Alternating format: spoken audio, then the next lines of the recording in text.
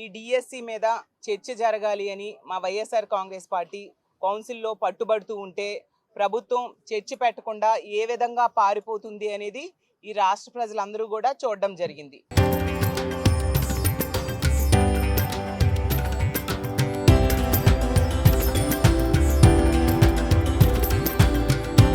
తరతరాలుగా తరగని స్వర్ణ బంధాలు మన మానిపల్లి జ్యువెలర్స్. వాయిదా తీర్మానం పెడుతూ ఉన్నాము, అలాగే చర్చ జరగాలి అని కోరుకుంటూ ఉన్నాము. ప్రతిసారి కూడా వాళ్ళు చర్చ పెట్టకుండా పారిపోతూ ఉన్నారు. అసెంబ్లీలో ప్రతిపక్షము హాజరు కాని ప్లేస్లో, ప్రతిపక్షం లేని ప్లేస్లో వీళ్ళు చర్చకు సిద్ధమై చర్చ పెట్టడం జరిగింది.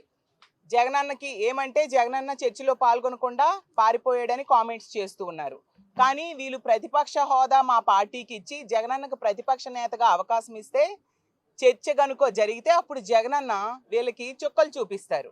అందులో నిజాలు ఏమున్నాయి, డిఎస్సిలో జరిగిన అక్రమాలు ఏంటి, అన్ని సాక్ష్యాధారాలతో సహా జగనన్న ప్రభుత్వం ముందు పెట్టడానికి సిద్ధంగా ఉన్నారు. కానీ వీళ్ళు భయపడి అక్కడ కనుక జగనన్న వచ్చి చర్చలో పాల్గొంటే వీళ్ళ బండారం బయటపడుతుందని భయపడి అక్కడ అవకాశం ఇవ్వని పరిస్థితి మన అందరము చూసాము. కౌన్సిల్లో మేము ప్రశ్నిస్తాము, మేము సాక్ష్యాధారాలు ప్రజల ముందు పెడతామని భయపడి ఇక్కడ చర్చకు అవకాశం ఇవ్వని పరిస్థితి మనం చూస్తూ ఉన్నాం. కాబట్టి ఇప్పటికి 4వ రోజు, ఈ రోజైనా చర్చ కావాలని మా వైఎస్ఆర్ కాంగ్రెస్ పార్టీ ఎంతగానో డిమాండ్ చేస్తూ ఉన్నా చర్చకు సిద్ధం కాకుండా పారిపోతూ ఉండే పరిస్థితి చూస్తూ ఉన్నాము. మేము ఎప్పటికైనా అడుగుతున్నాం ప్రభుత్వాన్ని, దీని మీద చర్చ పెట్టండి. ఎందుకంటే డిఎస్సిలో మొన్న జరిగిన డిఎస్సిలో జరిగిన అక్రమాలు ఈ రాష్ట్ర చరిత్రలో ఎప్పుడూ జరగలేదు. మరీ ముఖ్యంగా స్పోర్ట్స్ కోటాలో ఎగ్జామ్ రాయకుండా పెట్టడం అనేది అసలు ఇదే చంద్రబాబు నాయుడు గారు గతంలో చాలా డిఎస్సీలు పెట్టారు కదా, మరి అప్పుడు ఎప్పుడైనా చేశారా? అంటే ఖచ్చితంగా అక్రమాలు చేయడం కోసం ఈ విధంగా వీళ్ళు చేసిన పరిస్థితి స్పష్టమైంది. అలాగే తీసుకుంటే జగనన్నంట అసలు ఒక్క టీచర్ ఉద్యోగం కూడా భర్తీ చేయలేదని నిస్సిగ్గుగా అసెంబ్లీలో అబద్ధాలు చెప్తూ ఉన్నారు. వీళ్ళు ఇచ్చిన డిఎస్సి 16,000 కంటే ఎక్కువ ఉద్యోగాలు జగనన్న తన హయాంలో ఇవ్వడం జరిగింది. ఎందుకంటే 1998లో 4,000 ఉద్యోగాలు, 2002లో 2,200 ఉద్యోగాలు, 2018లో వీళ్ళు ఎగ్జామ్ పెట్టి పోస్టులు ఇవ్వకుండా వదిలేస్తే వాటికి సంబంధించిన 8,000 ఉద్యోగాలు, అలాగే స్పెషల్ డిఎస్సి ద్వారా 1,500 ఉద్యోగాలు, అలాగే 2024లో డిఎస్సి నోటిఫికేషన్ ఇచ్చి ఎగ్జామ్ పెట్టడానికి సిద్ధమయ్యేసరికి వీళ్ళు అధికారంలో రావడంతో ఆ డిఎస్సిని క్యాన్సిల్ చేసి మెగా డిఎస్సి అని చెప్పి దగా డిఎస్సి ఏర్పాటు చేసిన పరిస్థితి చూసుకుంటే ఈరోజు ఎంతో మంది అర్హత ఉన్న డిఎస్సి ఎగ్జామ్ రాసిన అభ్యర్థులు ఉద్యోగాలు రాకుండా వీళ్ళు చేసిన అక్రమాల వలన వాళ్ళ జీవితాలే తలక్రిందులయ్యాయి.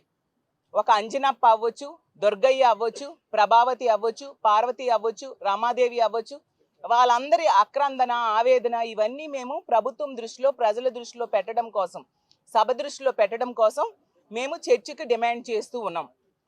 అలాగే ఎంత దారుణం అంటే ఎగ్జామ్ లేకుండా టీచర్ ఉద్యోగాలు ఎలా ఇస్తారు, అది కూడా ఎస్జిటి టీజీటీ పోస్టులు ఇస్తారంట. ఎంత దారుణం.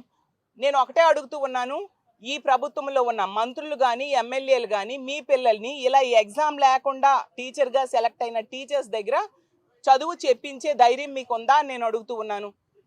అలాగే తీసుకుంటే జీవోలు మార్చేస్తూ ఉన్నారు. అక్రమాలు చేయడం కోసం జీవో నంబర్ 47, జీవో నంబర్ 4 ఇచ్చారు. ఆ అక్రమాలు పూర్తయిపోయి ఫేక్ సర్టిఫికేట్స్తో ఉద్యోగాలు ఇచ్చేశారు స్పోర్ట్స్ కోటాలో. తర్వాత మళ్ళీ జీవోలు మార్చేసి జీవో నంబర్ 56, జీవో నంబర్ 23 ఇచ్చేశారు. లోకేష్ గారు అంటారు సింధు గారికి ఇచ్చాము కాబట్టి మేము వీళ్ళకి ఇచ్చినా తప్పు లేదు అని. ఇంకా నయం ఏంటంటే సింధు గారికి ఇచ్చారు కాబట్టి 5 ఎకరాల పొలము, అలాగే 3 కోట్ల డబ్బులు వీళ్ళందరికీ కూడా ఈ ఫేక్ సర్టిఫికేట్స్తో డిఎస్సి ఉద్యోగాలు తెచ్చుకున్న వాళ్ళకి ఇస్తామని అనలేదు, నవ్విపోదురు అసలు. అలాగే తీసుకుంటే పేపర్ లీక్ అయిందానికి స్పష్టమైన ఆధారాలు ఉన్నాయి. ఎందుకంటే ఆ నవీన్ అనే వ్యక్తికి కృష్ణా జిల్లా ఫస్ట్ ర్యాంక్ వచ్చింది. ఎంత దారుణం. అందులో అవుట్సోర్సింగ్ ఉద్యోగిగా పనిచేస్తున్న అభ్యర్థికి ఏ విధంగా జిల్లా ఫస్ట్ ర్యాంక్ వస్తుంది? పేపర్ లీకేజ్ అవ్వడం వల్ల. మరి అది ఎంతమందికి లీక్ అయింది అనే విషయం స్పష్టం చేయాల్సిన బాధ్యత, కనుక్కోవాల్సిన బాధ్యత ప్రభుత్వం మీద ఉంది. కనీసం డిపార్ట్మెంటల్ ఎంక్వైరీ అయినా చేశారా? అది నిజం కాబట్టే అతనికి ఉద్యోగం ఇవ్వకుండా పక్కన పెట్టడం జరిగింది. లోకేష్ గారు ఒక మాట చెప్తారు, ఎన్ఓసి లేకపోవడం వల్ల ఇవ్వలేదంటారు. వాళ్ళ సెక్రటరీ అంటారు సర్టిఫికేట్ వెరిఫికేషన్కి రాకపోవడం వల్ల ఇవ్వలేదంటారు. అలాగే ఎన్ఓసి దీంతో మేము అతనికి ఉద్యోగం ఇవ్వడం అనేది రాంగ్ అనేసి సెక్రటరీ అంటారు. కోర్టు దృష్టిలో ఒక విషయం చెప్తారు. సర్టిఫికేట్ వెరిఫికేషన్కి ఆ అబ్బాయి రాకపోవడం వలన జాబ్ ఇవ్వలేదని చెప్తారు. అంటే తలొక మాట, ఎందుకంటే అక్కడ తప్పులు జరిగాయి కాబట్టి.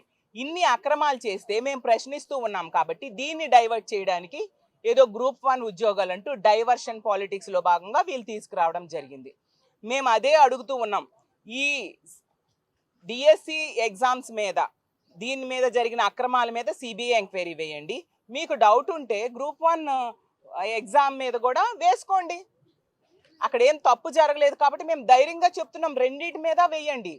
అప్పుడు సిబిఐయే తేల్చుతుంది ఎవరు నిజం ఎవరు అబద్ధం చెప్తున్నారు అనే విషయాన్ని. ఎందులో అక్రమాలు జరిగాయి ఎందులో జరగలేదు అనేది సిబిఐయే తేల్చుతుంది కదా. అసలు గ్రూప్ 1 విషయం తీసుకుంటే అర్హత లేని వాళ్ళకి ఉద్యోగాలు ఇచ్చేశారనేసి పచ్చి అబద్ధాలు వీళ్ళు మాట్లాడుతూ ఉండే పరిస్థితి చూస్తూ ఉన్నాం. అందులో 19 మంది ఐఐటి చదివిన వాళ్ళకి ఉద్యోగాలు వచ్చాయి. అలాగే 17 మంది ఎన్ఐఐటి చదివిన వాళ్ళకి ఉద్యోగాలు వచ్చాయి. అలాగే 18 మంది మెడిసిన్ చదివిన వాళ్ళకి ఉద్యోగాలు రావడం జరిగింది. అలాగే 6 మంది ఐఐటి చదివిన వాళ్ళకి ఉద్యోగాలు రావడం జరిగింది. వీళ్ళందరికీ అర్హత లేదా అని నేను అడుగుతూ ఉన్నాను. అందులో 39 మందికి సెంట్రల్ సర్వీస్ యూపీపీఎస్సిలో సెలెక్ట్ అంటే ఇంటర్వ్యూ వరకు వెళ్ళిన వాళ్ళు ఉన్నారు. అంతగా వాళ్ళు అర్హతలు ఉన్న వాళ్ళు కాబట్టే సెంట్రల్ సర్వీస్కి ఇంటర్వ్యూ వరకు వెళ్ళారు. అందులో కొందరు సెలెక్ట్ అవ్వడం కూడా జరిగింది. అందులో ఉద్యోగాలు వచ్చిన వాళ్ళు గతంలో జరిగిన గ్రూప్ 2లో సెలెక్ట్ అయ్యి ఉద్యోగాలు చేస్తున్న వాళ్ళకి ఈ ఎగ్జామ్లో గ్రూప్ 1కి సెలెక్ట్ అవ్వడం జరిగింది. మరి వీళ్ళెవరికి అర్హత లేకుండానే ఉద్యోగాలు వస్తాయా? అలాగే ఎన్నికల టైంలో అందులో సెలెక్ట్ అయిన వాళ్ళని విధుల నుంచి పక్కన పెట్టాలి అనేసి వీళ్ళు డిమాండ్ చేశారు. మరి ఎన్నికలు అయిపోయాక ఆ గ్రూప్ 1లో సెలెక్ట్ అయిన అభ్యర్థికే మీరేమో మీ కుప్పం ఆర్డీఓగా పెట్టుకోవడం జరిగింది. మరి అర్హత లేకుండానే మీరు పెట్టేసుకున్నారా? అంటే ఏదో ఒకటి ప్రతిపక్షం మీద బురద జల్లాలి. ఏ తప్పు జరగకపోయినా వాళ్ళ మీద బురద వేసి తప్పు జరిగినట్టుగా క్రియేట్ చేయాలి. శాసనసభలో ఎలాగూ ప్రతిపక్షం లేదు కాబట్టి ఇష్టం వచ్చినట్టుగా అబద్ధాలు చెప్పేయచ్చు, ప్రజలు నమ్మేస్తారని మీరు అనుకుంటూ ఉన్నారు. కానీ ప్రజలు అన్నీ గమనిస్తూ ఉన్నారు. ప్రజలు చాలా తెలివైన వాళ్ళు. ఈ రాష్ట్రంలో మీరు అధికారంలోకి వచ్చాక ఇచ్చిన ఏ ఒక్క హామీ అమలు చేయలేదు సరికదా. శాంతి భద్రతలు గాలికి వదిలేశారు. పరిపాలనలో పూర్తిగా వైఫల్యం చెందారు. ఈరోజు తీసుకుంటే పోలీస్ వ్యవస్థను ఎంతసేపు రెడ్ బుక్ రాజ్యాంగం అమలుకు మాత్రమే వాడుతూ ఉండే పరిస్థితి. ఎక్కడా కూడా అంబేద్కర్ రాజ్యాంగం అనేది ఇక్కడ అమలు కాని పరిస్థితి మనం చూస్తూ ఉన్నాము. చట్టాల అమలు కూడా సరిగ్గా లేదు. బిఎన్ఎస్ చట్టాలు, బిఎన్ఎస్ఎస్ చట్టాలు అమలులో పోలీసుల పనితీరులో కేంద్ర హోంశాఖ నివేదికలో మన రాష్ట్రం 36వ స్థానంలోకి ఉంది. అంటే మిగతా రాష్ట్రాలు కేంద్ర పాలిత ప్రాంతాలు కలిపి 36 ఉంటే మనది చిట్ట చివరి స్థానంకి వచ్చింది. అంటే ఎంత సిగ్గుచేటో అర్థం చేసుకోవచ్చు. అలాగే పోలీసుల అంతర్గత నివేదికలో పోలీసులకి 26వ స్థానంలో ఉన్నారు. అంటే అన్ని రకాలుగా వీళ్ళు వైఫల్యం చెందారనే విషయం స్పష్టమవుతూ ఉంది. కాబట్టి ఈరోజు వీళ్ళ అధికారంలోకి వచ్చాక 2.5 సంవత్సరాలు అయిపోయాయి. రైతుల్ని మోసం చేశారు, మహిళలు మోసం చేశారు, నిరుద్యోగులు మోసం చేశారు, ఉద్యోగులు మోసం చేశారు, అన్ని వర్గాల ప్రజల్ని మోసం చేశారు. ఈరోజు ఇలాంటి అక్రమాలు జరిగిన వాటి మీద చర్చ కావాలంటే చర్చ చేయకుండా పారిపోతూ ఉన్నారు. కానీ మా వైఎస్ఆర్ కాంగ్రెస్ పార్టీ ఎప్పుడూ కూడా ప్రజల తరపున పోరాడే పార్టీ. దీని మీద చర్చ జరిగేంత వరకు ఇదే విధంగా మా పోరాటం కొనసాగిస్తాం. సిబిఐ ఎంక్వైరీ వేయాలి. సిబిఐ ఎంక్వైరీ వేసేంత వరకు కూడా మేము ప్రభుత్వాన్ని ప్రశ్నిస్తూనే ఉంటాం. దీనికి నైతిక బాధ్యత వహించి లోకేష్ గారు కూడా రాజీనామా చేయాలని మేము డిమాండ్ చేస్తూ సెలవు తీసుకుంటున్నాం. నేను నిన్ననే చెప్పాను కదా, ఈరోజు కూడా చర్చకు రారు, చర్చకు ఈ ప్రభుత్వం సిద్ధంగా ఉండదు అని చెప్పాను. అదేవిధంగా ఈరోజు మళ్ళీ మేము వాయిదా తీర్మానం ఇచ్చాము, వాళ్ళు తిరస్కరించడం జరిగింది. వాటి నుంచి చర్చకు రాము అని చర్చకు ముందుకొచ్చే పరిస్థితి వాళ్ళలో కనిపించలే. ఎందుకంటే చర్చించాలనుకునే వాళ్ళు సిద్ధంగా ఉంటారు చర్చలు జరపాలి అని. కానీ ఎక్కడా కూడా విద్యాశాఖ మంత్రి గారు ఈరోజు హౌస్లోకి వచ్చారు, కానీ డిఎస్సి మీద చర్చ జరపాలని మేము డిమాండ్ చేస్తున్నా కూడా దాని గురించి తనకేమీ సంబంధం లేనట్టుగా ఈరోజు హౌస్లో విద్యాశాఖ మంత్రి గారు ఉన్నారు. ఈరోజు నేను విద్యాశాఖ మంత్రి గారికి ఒకటే అడుగుతున్నా, ఈరోజు డిఎస్సి పారదర్శకంగా జరిగింటే చర్చకు రావడానికి మీకు ఎందుకు అంత భయము నేను అడుగుతున్నా. ఎందుకంటే ఈరోజు మా దగ్గర ఎవిడెన్స్ ఉన్నాయి, ఇందులో అక్రమాలు జరిగాయని, ఇది పారదర్శకంగా జరిగిందని మీరు అంటున్నారు. మీ దగ్గర ఎవిడెన్స్ ఉంటే మా ముందర పెట్టచ్చు కదా. హౌస్లో పెట్టొచ్చు కదా, మా ఎవిడెన్స్ మీ ఎవిడెన్స్ కంపేర్ చేస్తాం కదా, ఎవరిది కరెక్ట్ అనేది తేలుతుంది కదా. సో ఇవన్నిటి మీద ఎక్కడా డిస్కషన్ లేకుండా ఈరోజు వాళ్ళు సైలెంట్గా ఉండే పరిస్థితి. అంటే నేను ఈరోజు ఒకటే అడుగుతున్నా, ఈ విద్యాశాఖ మంత్రి గారికి నేను ఒకటే అడుగుతున్నా, ఎందుకు మీరు సిబిఐ ఎంక్వైరీ వేయడానికి ఇంత భయపడుతున్నారు అని నేను అడుగుతున్నా. ఎలాంటి అక్రమాలు జరగకుంటే సిబిఐ ఎంక్వైరీ వేయడానికి ఎందుకు అంత భయం అని నేను అడుగుతున్నా. ఈరోజు డిఎస్సిలో అనేక అక్రమాలు చేస్తూ దీని మీద ఏమాత్రం స్పందించకపోవడం అనేది హౌస్లో నిజంగా చాలా బాధాకరం. ఎందుకంటే ఈరోజు దాదాపుగా 3,50,000 మంది నిరుద్యోగులు డిఎస్సిలో రాస్తే వాళ్ళకు ఈరోజు 16,000 పోస్టులు మీరు ఫిల్ చేస్తే 16,000 పోస్టులలో కూడా అవినీతి. సరే ఇది ఎంత దారుణంగా ఉంది. మీరు ఏదో గొప్పలు చెప్పుకుంటారు, టీడీపీ అంటే డిఎస్సి అంటే టీడీపీ అని. నేను ఒకటే అడుగుతున్నా, ఇలాంటి డిఎస్సీలు జరపడం అవసరమా అని నేను అడుగుతున్నా.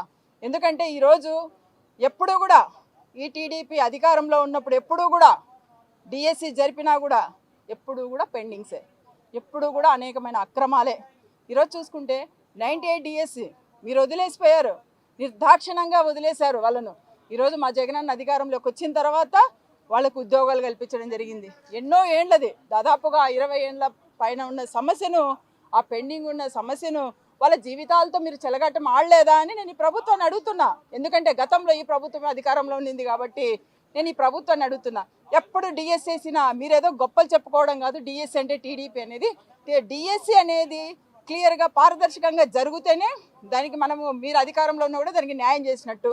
ఎప్పుడు మీరు అధికారంలో ఉన్నా కూడా డిఎస్సీలు వేస్తారు, తర్వాత అదే దాంట్లో అనేకమైన పెండింగ్స్ ఉంటాయి, ఏదో ఒక ఇష్యూ నడుస్తూనే ఉంటుంది. ఈరోజు అక్రమాలు అనేది బయటకు వచ్చింది, ప్రత్యేకంగా స్పోర్ట్స్ కోటాలు కూడా. ఎందుకంటే ఈరోజు శాప్కి ఏం పని అండి, డిఎస్సిలో శాప్ డ్యూటీ ఏంటండి? శాప్ డ్యూటీస్ ఏముంటాయి? యాక్చువల్గా ఏదైతే వాళ్ళ అసోసియేషన్ నడుపుతారో వాళ్ళకి సంబంధించిన వాళ్ళ రికగ్నైజేషన్స్ కానీ వాళ్ళకి ఎక్కడెక్కడ ఏం జరుగుతుందనేది వాళ్ళని